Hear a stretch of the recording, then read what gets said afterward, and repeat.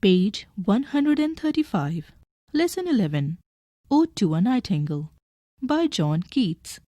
My heart aches, and a drowsy numbness pains my senses, as though of hemlock I had drunk, or emptied some dull opiate to the drains 1 minute past, and leathwards had sunk. 'Tis not through envy of thy happy lot, but being too happy in thine happiness, that thou, light-winged dryad of the trees, in some melodious plot of beechen green and shadows numberless, singest of summer in full-throated ease. Lethe. In ancient Greek mythology, an imaginary river whose water, when drunk, was thought to make the dead forget their life on earth. Dryad. In stories, a female spirit that lives in a tree. Page 136.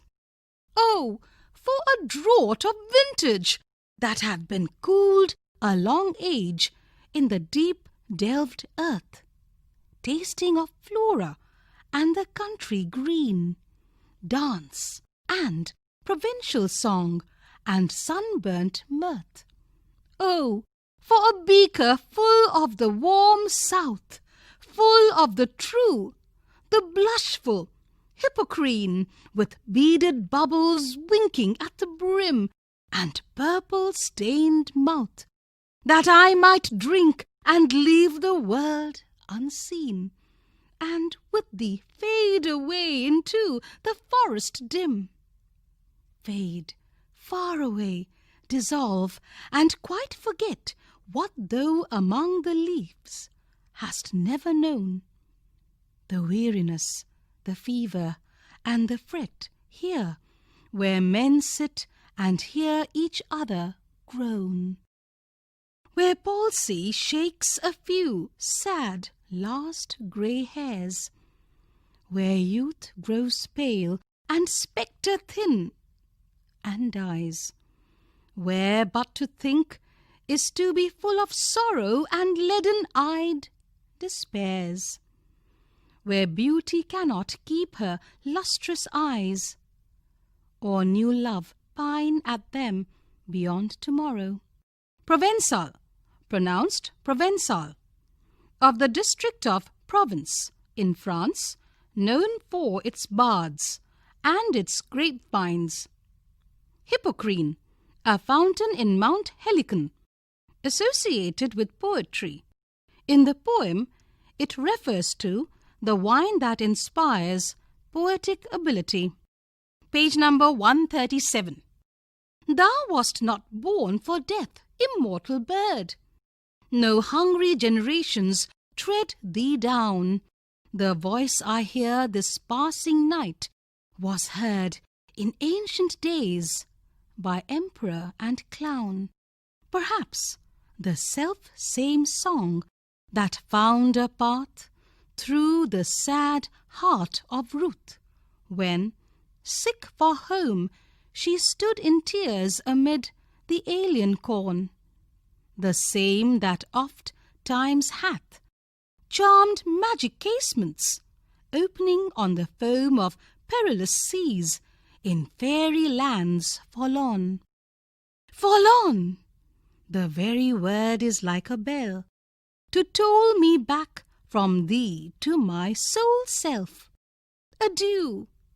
The fancy cannot cheat so well as she is famed to do.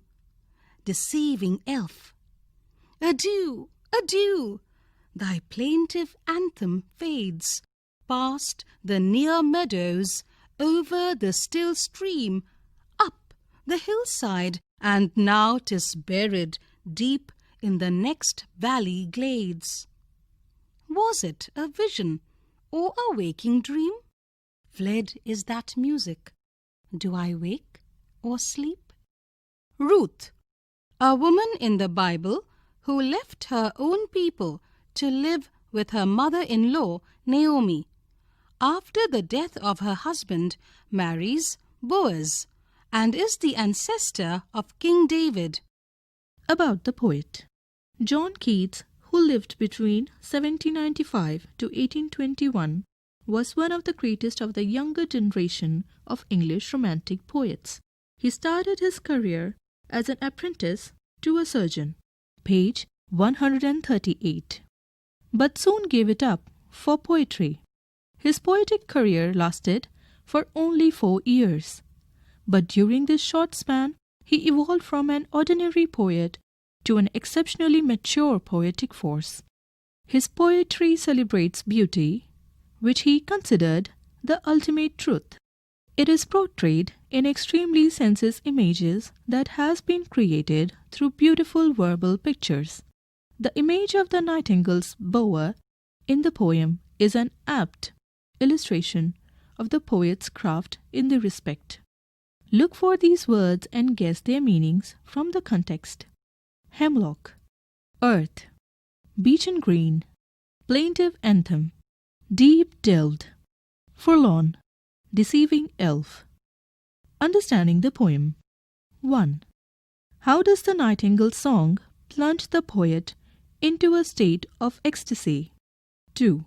What are the unpleasant aspects of human condition that the poet wants to escape from? 3. What quality of beauty and love does the poem highlight? 4. How does the poet bring out the immortality of the bird? 5. How is the poet tossed back from ecstasy into despair? 6. How does the poem bring out the elusive nature of happiness in human existence? Try this out. 1. The poet has juxtaposed sets of opposites like numbness pains, waking dream. How does this contribute to the poetic effect? What is the figure of speech called? List the such pairs from poems that you have read. 2. The poet has evoked the image of wine. Why has this image been chosen? 3. The senses of sound, sight, and taste are evoked in the poem. Locate instances of these. Page 139. 4. The poet addresses the nightingale and talks to the bird throughout the poem. What is this kind of poem called? 5. Make a list of all adjectives in the poem along with the nouns they describe. List the phrases that impressed you most in the poem. 6. Find out the other odes written by Keats and read them. 7. Find out the odes written by Shelley and read them. Suggested reading. 1. The complete version of Ode to a Nightingale by John Keats. 2. Ode to the West Wind by P.B. Shelley.